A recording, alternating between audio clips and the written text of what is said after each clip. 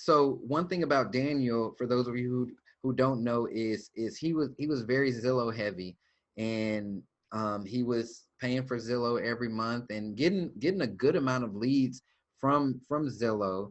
And he took a huge leap of faith a couple months ago to cancel all that out and just focus on these lists. Categorize people, just focus on these lists.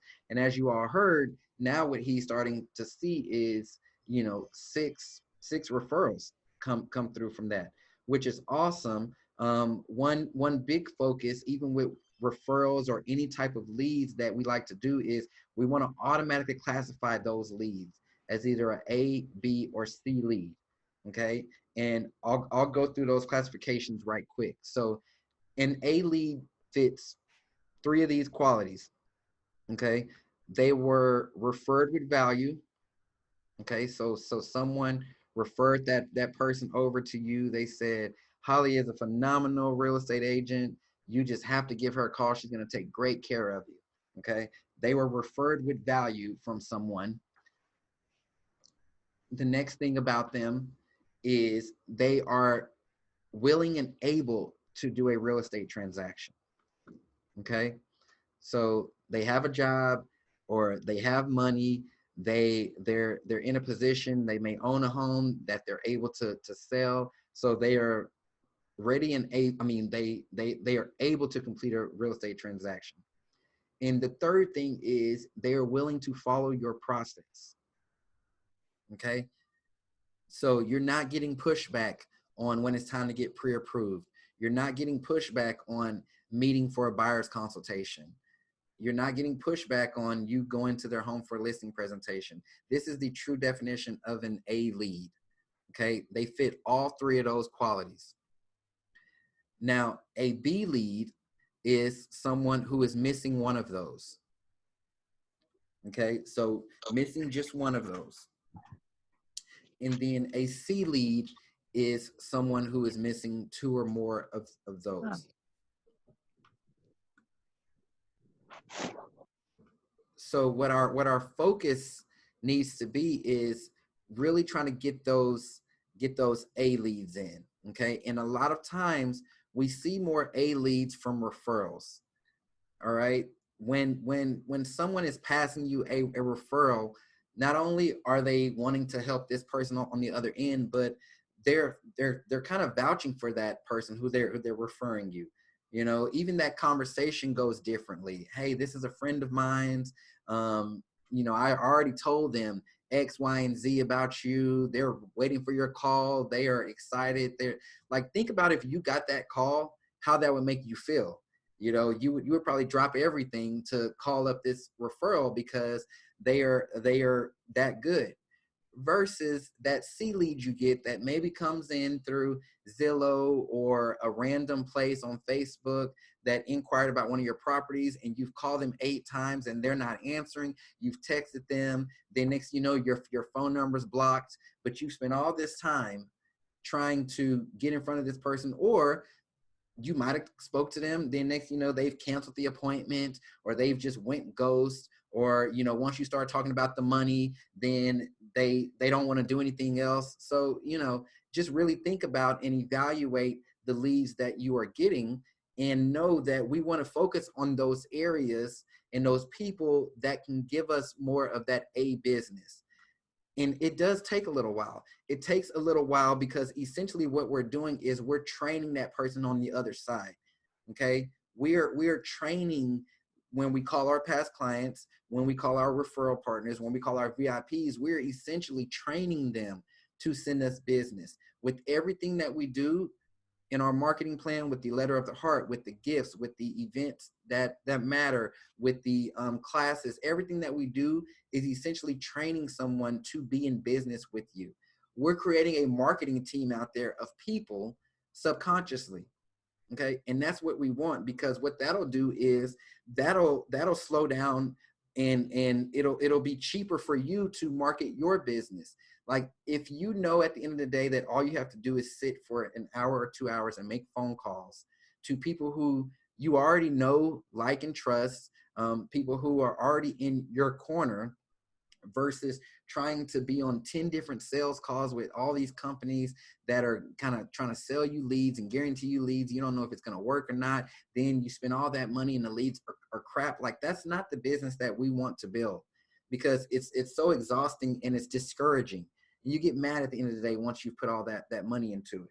So 3 things that we want to make sure that we are doing when we're on the phone in Power Hour. All right, because of course you can use the Ford script, but if your lists are too small and you're not spacing them out a lot, then it's going to seem like you're always talking about the same thing. All right, so we can identify 3 different things in our calls, in our Power Hours, that can assist us with the next Power Hour call, that can assist us as being valuable, that can assist us in a number of ways. The first thing you can do on these calls is find a need, okay? Find a need that this person may have. We're in such an interesting time right now where a lot of people have a lot of needs. People have a lot of needs. Unfortunately, unfortunately for some people, those needs aren't necessarily the best needs, because it could be a job, it can be we need food, it can be but a lot of people have needs right now. And us as agents, we're oftentimes very well connected, especially if you are building out your referral partner list. We're so well connected to where we can help people with a lot of things. So you want to find that need. The next thing that you want to do on that call is fill that need. Okay, provide them with a solution. Even if you don't have that definite solution, like this person will 100% help you, or I can do this that'll 100% help you. Let them know that you have an idea of something that could work or a way to help. And then the last thing you want to do is ask for the order or program them. Okay, so ask for the order is basically, asking them for that business, asking them for the opportunity to work with you, asking them or programming them to send you business. So for instance, that client that I was telling y'all about when I first started speaking, I didn't think that they would do anything else. So I wasn't asking them for their business. But what I was doing every time I would get on the phone with them, I was programming them to send me business. So an example, that script would go something along these lines. Hey, Daniel, I know, you are so well connected. I see your Facebook, and it looks like y'all are always out at an event. Have you heard anyone recently talking about real estate, whether it's buying, selling? Have you heard anyone around the neighborhood? At this moment, no, I haven't. Okay, Daniel, well, if you wouldn't mind, can you keep an ear out for anybody who could be talking about real estate? I'm always trying to work my business, and I know if it's anybody who you are around, I want to know them, because you are awesome. So would you mind doing that for me? I'll definitely do that for you. Go ahead and send me your information. That way I can forward that to anybody that is in need of any real estate, have any real estate needs. Awesome. I will do that. Yeah, I just created this new awesome brochure. And so, yeah, you can feel free to distribute that wherever you want. I sincerely appreciate it. Definitely, I'll do that. All right. So that was an example of programming someone, getting someone out there to essentially work for you. And now when it gets to that second, third, fourth, 10th call, you now have something you can always ask them. Hey, I'm not asking you to do a real estate deal, but hey, Daniel, I know the last time we talked, I told you about the new brochure that I created and sent it over to you. Did you get a chance to take a look at it? Actually, I did. I saw your brochure. It looks really awesome. Yeah, man, I worked so hard on that. Have you happened to hear from anyone lately? No, it's really informative. I do have probably a friend that kind of, hinted about buying a house. I was showing him, he came over to my home and he asked. So I'm definitely Okay. going to give him your brochure. Okay, perfect. Yeah, Daniel, and I'll follow up with you in probably 3 weeks to a month from now, just to check in on you and check in on that. So again, if you hear of anybody, just feel free, pass my info, or you can give me a call right there when you're with them. Of course I will, and thanks for following up with me. Yep.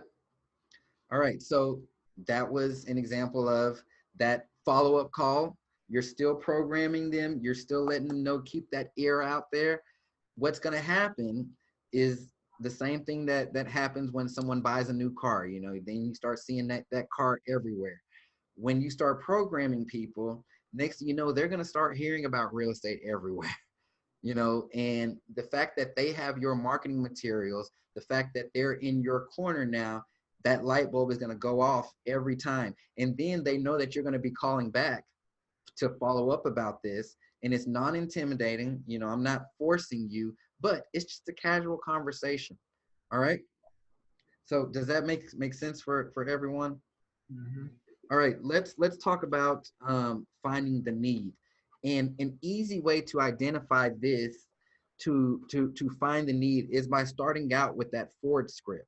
So for those of you who don't know what the Ford script is, the F, O, and RD just basically stands for four different things. And it's our conversation. It's a non-intimidating, easy to have conversation when you are calling your list. So the F is for family. Simply asking someone, how's your family? What are y'all up to? All that good stuff. The O is occupation. All right. And this is a big one that when I've been on the phone lately, it's been coming up a lot. You know, so occupation. Oh, I've been furloughed, or things are slow at work, or, you know, I've lost my job, whatever. Okay. It's been coming up with that occupation a lot. So I've been able to quickly identify needs when people are talking about occupations. Okay. Even if they're talking about family, oh, graduation. Yeah, my daughter's not able to have a graduation. She was looking for it. She was looking forward to it, and this and that. That's still a need right there, because my creative brain goes, okay, what can I do to make something super awesome for his or her daughter, because they are missing graduation. So maybe I can send over there a happy graduation gift or congratulations something, but still a need. With the job, right? We're so well connected with people, and we know how to do research. You know, we can track someone's phone number down. We can track someone's email address down. We know how to mine people on LinkedIn. So when people are starting to talk about jobs and being furloughed or being fired, you know, ask them, what industry were you in again? Oh, what were you doing? Well, the reason why I ask is because I'm connected to so many people, you know, even just through real estate, and I'm still seeing posts out there from people who are hiring, and some of my connections have actually sent me emails to ask me, did I know anybody, because they haven't been wanting to post on just like those big job sites.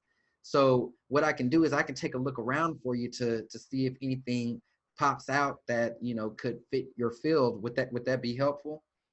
Yeah, sure. You know, I'm not guaranteeing them that I have a job or, you know, a job lead for them, but I'm letting them know that I'm very well connected, and people reach out to me for just about anything. And I'm going to keep an ear out for you. You know, I'm going to make sure that if something crosses my desk, then I'm going to let you know. Okay. I'm doing the same thing for them that I'm going to eventually program them or ask them to do for me. All right. So that was the F and the O, occupation. The R is recreation. So anything recreational that they've done, you know, it could be as small as going out to the park, or going to a family reunion, or um, whatever. I've been finding needs with that. I mean, I've been filling needs with that. When someone tells me like, oh, they're just bored and sitting in the house and going crazy, and or they miss their family and they haven't been able to see them. Something that my family did, we did a virtual bingo night where we had everybody here on Zoom, and there's this website, and I'll get y'all the website that you basically go to from your phone, and start like a little group, and everybody gets to generate a bingo card, and you just make sure that nobody else on your Zoom has the same bingo card, and one person calls the number out. And it was so much fun. It was a lot of fun. It was fun in a sense of like, who would have thought bingo? I mean, I've never ever ever played bingo with my family, but the fact that we were doing it through Zoom and we were all bored, and it just brought that connection back. So even being able to fill their need with activities that they can do with their friends, family, things to stay connected, they'll sit there and say, "Wow, I never thought of that," or "Oh yeah, send me that link," or whatever, anything that you've seen that could work, fill that need for them, you know. And then D and for it is for dreams. So anything that people are planning, a lot of people are planning vacations. I know that sounds crazy, but a lot of people are planning vacations for when this quarantine ends and for when things really open back up, because a lot of people are feeling just trapped. I'm one of them. I'm feeling trapped. I can't wait to get out of this city. But so here's what I chose to do with that. I found that one of my past clients has a little work from home travel agency that, and she's been sending me advertisements for it for a while. So I gave her a call one day during my power hour, and her need was, not a lot of people were traveling, so she was losing a lot of money with that. Well, the way that I wanted to fill that need was, hey Macy, yeah, I've been getting a lot of clients who are actually telling me that they can't wait for this to be over so that they could travel. Would you mind if I start passing them your information? So, I know they probably can't do anything right now, but I feel like having someone like you in their corner to keep them updated on things would be very beneficial. She loves that. The people who I'm talking to are loving that because they have like a real person. And when I tell y'all, she's been very beneficial, like even to the point where she's been sending me lists of places that are open, how open they are, what are the requirements there, like do they require you to wear a mask, or is it like a 10% full type of deal. So she's been very beneficial just for me. Yeah, what's up, Paula? Or oh, I thought she was saying something. So I've been able to bridge just that connection. So all in all, there's always some type of beneficial thing you can do for people. So I don't want you to stay in the mind frame that I was in, where it was like, oh, I just talked to them, or oh, I just called them, and they're gonna get annoyed with me. Because as long as you identify what these needs are, you can most likely figure out a way to fill their need, thus becoming beneficial to them in some kind of way. Now, during this power hour, we like to break them up into theme days. So I'm going to run through the theme days right quick, because a big thing from a lot of people is, who do I call? Who do I call? When do I call them?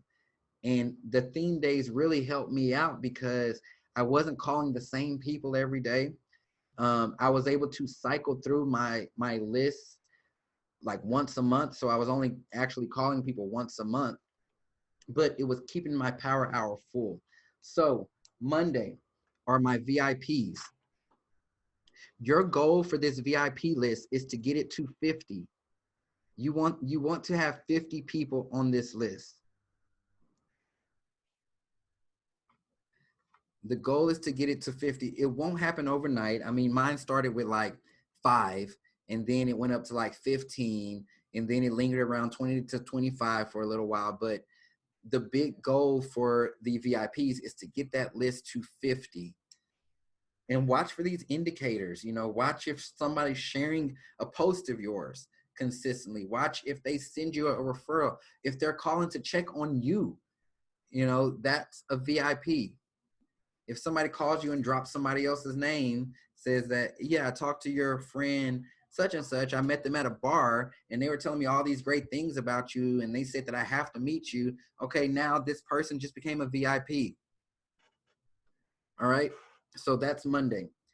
Tuesday are your status update calls. This is where you're going to be providing updates to clients that you are working with. all clients that you're working with. So if y'all are in the finding a home phase, still update them on Tuesday, update them on the market, what's happening in the market. Okay, update them on new homes you found for them that you want to go and see with them. If there's somebody who you have their home listed, even if you don't have a new contract, a new showing, anything, update them on what you're working on behind the scenes. That's how you're going to be able to keep business, by the way, with these update calls, because that's a big way for people to know that you are still working for them. Okay, especially with listings, you know, because we'll get listings sometimes, and unless something happens, we're not even saying anything. But constantly update people, even if you just did shared a Facebook post or posted in a group, tell them, because if you don't, they're going to think you're not doing anything. Okay, so with these status calls, though, I'm calling lenders, I'm calling the title companies, I'm calling the actual clients. If there's anybody else involved in the transaction, an inspector, whoever, insurance agents, I'm getting an update from everybody on their part in the transaction, and then I'm updating my client with the final result. Yeah, this is what the title company needs. This is what your lender says. The lender says everything is on track, but they're going to be calling you to get your insurance agent information soon. So I reached out to the insurance company, which is a referral of mine, and she's willing to give you a free report on this and that. Like, I am calling them with a hefty status of all kinds of things. Okay, those are for the people who are under contract. So you're doing this status call. Update your lenders. If you got someone pre-approved with a specific lender and y'all haven't found a house yet, still call that lender and let them know, hey, we were out this weekend, they still didn't find one. Here's what seems to be the hang up. I mean, they're falling in love with homes that are, you know, multiple offers, and they just don't feel like they can win. Sometimes the lender, they may have a trick, like, oh, well, try this. These people, you know, I'll give a credit to the sellers, or, you know, whatever, but provide that update call. Wednesday are going to be your hot and your old leads. So those are people who have just been sitting in your database. They may have came through on Zillow from your profile. They may have came through on Facebook. You may have talked to them 6 months ago and they said that they would be ready in a year. You may have met them at an open house and you just want to follow up with them. So your new and old leads, call them all, just to get an update. You know, if it's somebody, they could be in my database from 2 years ago. I'm going to call them. Hey, did y'all ever end up buying a house? Oh, okay. Since you didn't buy a house, why'd y'all put it on the back burner? Well, here's the market right now. Like, interest rates are even better than when y'all were looking before. Whatever you have to say, just open that door back up. Okay, if it's somebody who did buy a house and they're in your database from 3 years ago, you know, it's a huge statistic out here that most times people are going to hire a brand new agent because their previous agent didn't follow up with them, or they lost contact. And if you know in your market that people are typically moving every 3 to 5 years, hell, the fact that they were in your database from 3 years ago now might be that time that you want to give them a call. You know, yeah, they might have worked with another agent back then, but it's coming up time to where they may want to move. We're seeing a lot of multiple offers right now. So I love bringing that up. Like, hey, sellers are getting top value again right now, even in the midst of all of this. You know, get those wheels turning, and then you're going to keep up with them. You're going to continue following up with them. Thursday are going to be your past clients. Okay, so people who've already closed with you, they could have closed a month ago, they could have closed 2 years ago, 3 years ago. You're still calling them. This is a great theme day to use the Ford script with. Okay, they're already past clients. You're not necessarily trying to sell them a piece of property right now, but you're going to be programming them. You're going to be checking in on them finding those needs, providing solutions, all that. And then Friday is your referral partner day. So these are your builders, your financial advisors, your divorce attorneys, your hairstylists, your insurance agents, whoever you have in that referral partner category. Your referral partner list too, you want to get that to 50.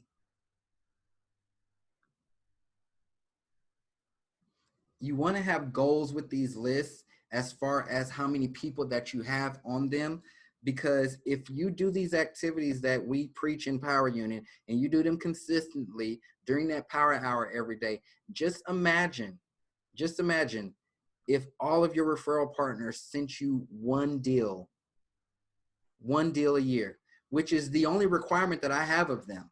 I only ask for one piece of business all year. I'm going to invite you to my events. I'm going to send you gifts. I'm going to send you letters. I'm going to call you. All I just want is one piece of business. Naturally, most times you're going to get more, but I'm only asking for one piece of business. But there's 50 of them. And then there's 50 VIPs. And then there's 150, 200 past clients that I'm cycling through. Not to mention the new leads and stuff. Okay? So you want to make it a goal, and we'll go through next week a little bit more on how to build these lists effectively, how to categorize people, how to take people off, how to add people on, what to look for. We'll get into all that even deeper, but you want to have a goal with these lists. And I cycle through VIPs. I take people off sometimes every 6 months, but I cycle through my list. But I'm also constantly updating the list because my goal is to have 50 people on these lists. All right. So again, you want to surrender. You want to surrender. Don't think about what they're going to think of you. Don't get anxiety like I used to do. Just do the activity. Just do the activity. Make those calls every single day. May not start off easy. Okay. I'm not expecting you to be a pro at it by the next time that we talk. But what I do want to hear is that you tried it every single day. Okay. Monday through Friday. Even if you want to start off with just 30 minutes, I would rather know that you actually did it. If you don't have your list created, just you can either go into the file vault, or you can go into, I think it's lesson 1. The PDF downloads are there in the lesson 1 PDF, where it has the list for you to be able to put the name, the email address / address, the phone number, and print out those lists. I literally still have I showed y'all my binder last week. I have them in a binder where I just open it up. I open it up to whatever day it's on, and I get to calling. Okay, they're already there. Now, what I've done is I'm able to break it up. So since I have 4 days a month, 4 Mondays a month that I'm calling my VIPs, as my list grows, I break them up into equal parts. So 25% of it the first Monday, 25% of it the second Monday. So that way you're cycling through once a month. You're not calling them every single week. All right. But that's how you can break up your list. So take some time, if you haven't yet, and create your lists. If you have created them and you've just been running with it, it may be a good time to reevaluate the list. It may be a good time to update your list. If you're using an electronic CRM and the paper, make sure both things reflect the same thing, but we got to keep our lists tight. So that way we're able to have an effective power hour every day. All right. Any questions? Yeah, I want to share here. I was doing the math. I got 1, 2, 3, 4, 5, 6, 7, 8, 9, 10, 11. I got 12 referral leads for the past 2 months, which is at top Zillow. Out of those 12, I got 1, 2, 3, 4, 5 pre-approved already. And out of those, I'm actively searching houses right now with 3. The other one on vacation, but we're going to start again with that one. And then I have 1, 2, 3, 4, 5, 6, 7 of those 12 are in the process of trying to get the pre-approval. Of course, there's a few challenges, but I've been actively finding them lenders, kind of guiding them in their credit. And one is a seller, so they're probably a sell either way. But yeah, all referrals. None of them really are family members. One of them is my insurance agent. One of them is my cousin. The other one is a cousin of my wife, and this is a friend. These two I referred from other clients. So yeah, Yeah. I got that many right now, all referrals, and I didn't pay little or nothing. I was paying them at one point $2,000 a month. Wow. Yeah, so when I did my Q1 and I saw my net, I was like, oh man, I lost too much money on Zillow for what I was getting. So I'm closing one Zillow lead today, but I mean that's one out of I've been having it for 4 months. That's just not right. Right. Yeah, and everyone, I know this may seem like a simple activity, like, oh yeah, just call for, but for one, it's not that simple. And when you start doing it, you're gonna see challenges. But this is one of those activities that if you consistently do, like Daniel just said, you're gonna see a different type of fruit. You're gonna see a different type of income from it. Your business is going to change. You're not going to be doing business with tire kickers. The big goal of Power Unit, and it says it everywhere, even on the website, is to build a long-term sustainable business. And as this happens year over year, as you start to work with more people from these referrals, you're just building and swelling your database. Okay. Then you're going to have 100 people to call a month. You're going to have 100 VIPs to call, and then you're going to have X amount of past clients to send a gift to, but you're going to see things just rolling in. Okay. And it's going to get to a point where it's difficult to even track, because you've just been doing the same thing every single week. So you don't know what call it was that got it, but hey, it popped off today. Or I trained them and they were out there listening. So, finally 6 months later of me consistently calling them, they gave me a $500,000 deal or $1 million deal. And it all made it worth it from just sitting down, making the call. Okay. Any other questions?